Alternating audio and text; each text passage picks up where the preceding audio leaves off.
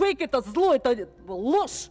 Никто не говорит о закрытии свободы слова. Говорите, но не прячась. Бұл 2020 жылғы кадрлар. Ошол кездеги эл өкүлү Гүлшат Асылбаева фейктерге каршы күрөшүүнү көздөп атканын айтып, тиешелүү мыйзамды демилгелеп жактап чыккан. Азыркы тапта деле арадан 4 жыл өткөн соң өкмөт фейктерге каршы күрөшүүнү жүйөгө келтирип, жаңы мыйзамды сунуштоодо. Бул эмне болгон мыйзам? Сиздин капчыңызга кандай таасир тийгизет? Жакынкы мүнөттөрдө ушул туурасында айтып берем. Сиз Чекит медианы көрүп атасыз. Бизден алыстабаңыз. 2020 жылы Жогорку Кеңештин депутаты Гүлшат Асылбаева демилгелеген мыйзам фейктер менен күрөшүүдө натыйжалуу болот. Колдонуучулар каттоодон өтөт, жоопкерчиликти сезишет деп убадалаган. Он знает, что ему за это ничего не будет. Вот он написал все, что угодно, и он знает, ему за это ничего не будет. И когда говорится об отсутствии ответственности, да, то она тоже должна наступать. Тут просто должна быть элементарная регистрация пользователей. И тут вообще ничего страшного нет. Мыйзам долбооруна ылайык Маданият министрлиги фейк деп эсептеген маалымат интернетте блоктолушу керек болгон. Чынында ал сөз эркиндигине коркунуч жаратаарын түшүнгөн активдүү жарандар пандемияга карабай митингге чыгышкан. Алар мен фейк эмесмин деген лозунгдарды колдонуп, Асылбаеванын мандатын тапшыруусун талап кылышкан. Эркин сөз, эркине! Баш кесмей бар, билбесмей жок! Митингке ошол кездеги блогер, азыркы тапта депутат Эрлан Кокулов, саясатчы учурдагы Кыргызстандын Германиядагы элчиси Өмүрбек Текебаев да катышкан. Мындан тышкары, Жогорку Кеңештин депутаттары дагы мыйзам долбоору тууралуу терс пикирлерин билдиришкен. Если это был бы обычный законопроект, естественно, я бы согласился бы с вами. Это не обычный законопроект. И мы понимаем цели этого законопроекта. Политическую окраску законопроекту даете лично вы. Поэтому я еще Я раз... депутат, поэтому я, естественно, буду давать политическую окраску этому законопроекту. Потому что он с юридической точки зрения, он только направлен на то, чтобы бороться с инакомыслием. Сөз эркиндигибиз бар, бизде баары жакшы дейсиңер. Аны силер алып келген жоксуңар. Аны ошо эркин эл өзү көчөгө чыгып ошолор алып келген. Ошондуктан мындай абайлап сөз эркиндиги темасында эл өзү маселе көтөрбөгөндөн кийин жөн жаткан элди алып чыгып алып, же иштебеген бир мыйзамды алып келип алып, жөн эле бир мындай бир саботаж кылып атасыңар да. Жөн жерден, жөн эле отурган элди өзүңөр бул мыйзам иштебейт, мен дагы бир жолу айтып коеюн. Таптакыр иштебейт.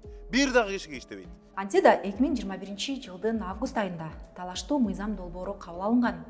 Бирок Гүлшат Асылбаева убадалагандай, фейктер дагы, фейк аккаунттар дагы интернетте азайган эмес. Азыркы тапта өкмөт фейктерге каршы күрөштүн дагы бир жолун сунуштады. Ага ылайык жалпыга маалымдоо каражаттарында интернет же социалдык тармактарда жалган маалымат тараткан үчүн же мазактоо кемсинтүү үчүн жеке жактарга 100 000 сом, ал эми юридикалык жактарга 200 000 сом айыппул салуу каралган. Эми бул мыйзам иш жүзүндө кандай иштейт? Азыр конкреттүү мисал келтирип берейин. 30-июлда Чекит медиа экологиялык жактан таза троллейбуспу же электр автобуспу деген аталышта материал даярдаган. Албетте жарандар бул публикациянын алдында өз оюн, пикирин билдирип, мэрди сынга алышкан. Анын дарегине карата ар кандай пикирлер дагы айтылган. Мыйзам ишке кире турган болсо, ушул комментарийлер мазактоо, шылдыңдоо же жалган маалымат деп табылса, пикир калтырган жарандарга 100 000 сомдон айыппул салганга жол ачылат. Негизи Конституцияга ылайык ар бир жаран өзүнүн пикирин эркин билдирүүгө укуктуу. Ал эми мэр өзүнүн беделин, абийирин коргоо үчүн сотко кайрылууга азыркы мыйзам деле жол берет. Маданият министринин орун басары Марат Тагаев азаттык уналгысынын эксперттер талдайт берүүсүндө мыйзамдын башкы максаты коомдук мамилени тартипке салуу деп түшүндүргөн. Чара деп карайбыз. Негизи эле бул мыйзам долбоорунун киргизилип жаткан эң негизги мааниси жанакындай абдан адепсиз, терс көрүнүштөрдүн жайылып, көбөйүп кетиши бул коомдук адеп ахлакка зыянын келтирет. Бул адамдардын ортосундагы мамилени бузат. Биз ошого жараша бир жаңы заманга ылайык биз коомдук мамилелерди жөнгө салыш үчүн бул тарапты иретке келтирип, тартипке салышыбыз керек. Анын бир канча чаралары бар, өзүңүз айткандай. Ошол чаралардын бири бул эгерде жалган маалымат таратса, бирөөгө жала жапса, бирөөгө кемсинтсе, эгерде жабырлануучу кайрыла турган болсо, ал финансылык жактан айыппул салынып, өзүнүн чөнтөгүнө зыян келиши керек. Бул демилге министрлер кабинетинин төрагасынын орун басары Эдил Байсаловдун Париждеги Олимп оюндары учурунда жасаган билдирүүсүнөн кийин сунуштаган.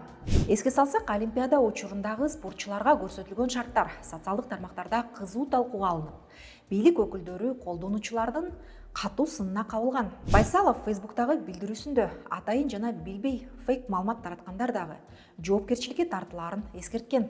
Улутубуздун маанайын бузуп, жалганды таратуу жөн эле ээн ооздук эмес. Разжигание розни деген кылмыш жаза кодексиндеги эски статьяны кайра карап чыгууга убакыт келип жетти. Жетишет. Мындай өзүнүн ички дартын коомго жайгандарды жайына койбошубуз керек.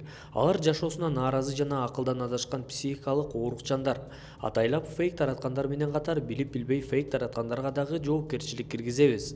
Кыргызда ойносоң дагы ойлоп сүйлө. Билбеген ишке мурдуңду тыкпа, оозуңа келгенде оттой бербе деген орой бирок туура сөздөр бар. Мындайгыларга иши жок Фейсбукта отургандарды биз моралдык жактан басышыбыз керек. Эми айыппулдун суммасын айта турган болсок, 100 000 сом өлчөмүндөгү айыппул Кыргызстандагы орточо айлык акыдан дээрлик 3 эсе көп. Болгондо дагы сиз маалыматтын жалган экенин билбей туруп бөлүшүп алсаңыз деле, министрликтин чечими менен айыппулга жыгылышыңыз толук ыктымал. Институт медиа полиси уйму мындай суммалар негизсиз экенин, бул өлчөмдөгү айыппул көбүнесе укук бузуулар жөнүндө кодексте эмес, кылмыш жаза кодексинде каралганын баса белгилеген.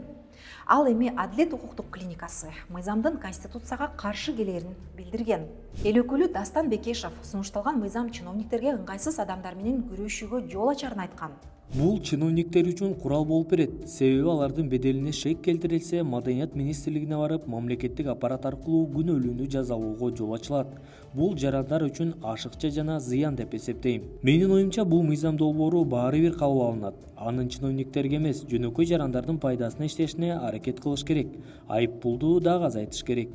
Кактус медиа басылмасынын журналисттери айыппулдун өлчөмү кылмыш жасаганда каралган жазага тете экенин тастыкташкан. Мисалы, интернетте кимдир бирөө менин үйүмдүн жанында бийлик жол салып берүүнү убадалаган, бирок бул убада аткарылган жок деп жазды дейли. Эгерде министрлик бул билдирүүнү жалаа деп тапса, 100 000 сомдук айыппул салынат. Ушундай эле өлчөмдөгү айыппул адам уурдап, кийин аны өз ыктыяры менен бошоткон кылмышкерге карата дагы колдонулары айтылат. Сойкулукка тартуу кылмышы үчүн деле дал ушундай айыппул каралган. Адилет укуктук клиникасы сунушталган мыйзам долбоору жарандардын сөз эркиндигине болгон конституциялык укуктарын чектөөгө алып келерин жана жалпыга маалымдоо каражаттары менен интернетте цензураны орнотууга ачык өбөлгө түзөрүн белгилешкен. Ал эми сиздин бул тууралуу оюңуз кандай? Фейктерге каршы делген мыйзам чын эле жалган маалыматтан коргойбу? Же элди айыппул менен кордойбу? Бул тууралуу пикириңизди калтыра кетиңиз. Сиздер менен Чекит медиа жана мен Асия Соронбаева болдум. Көрүшкөнчө.